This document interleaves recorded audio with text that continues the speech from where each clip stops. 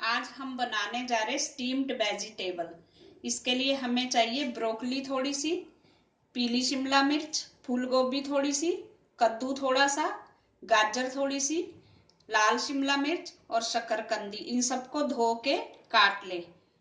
और काली मिर्च पाउडर थोड़ा सा, नमक थोड़ा सा और ऑलिव ऑयल थोड़ा सा। अब हम गैस पे स्टीमर रखेंगे। नीचे हमने इसमें पानी रखा है, पानी हमारा गर्म हो गया, उबलने वाला है। इसके ऊपर हम दूसरा बर्तन रखेंगे। अगर आपके पास ये नहीं है तो आप पतीले में ऊपर से छाननी रख सकते हो, पानी भर के, उसमें भी अच्छे से बन जाता है। अब हम सब्जियां रखेंगे इसके ऊपर, एक एक करके सारी सब्जियां इसमें डाल देंगे। हमने सारी सब्जियां स्टीमर में डाल दी है। अब इसको हम ढक के 5 से 7 मिनट तक स्टीम होने देंगे, तेज आंच रखेंगे। 5 से 7 मिनट हो चुके हैं। अब हम सब्जियों को चेक करेंगे फोर्क से।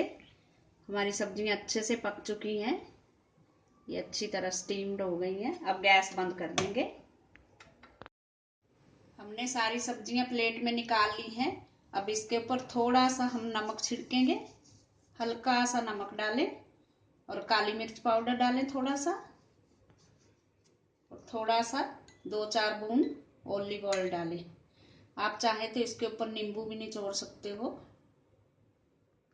स्टीम्ड वेजिटेबल खाने के लिए तैयार है। Thanks for watching. अगर आपने मेरे चैनल को सब्सक्राइब ना किया हो तो प्लीज कर दीजिए। Thank you.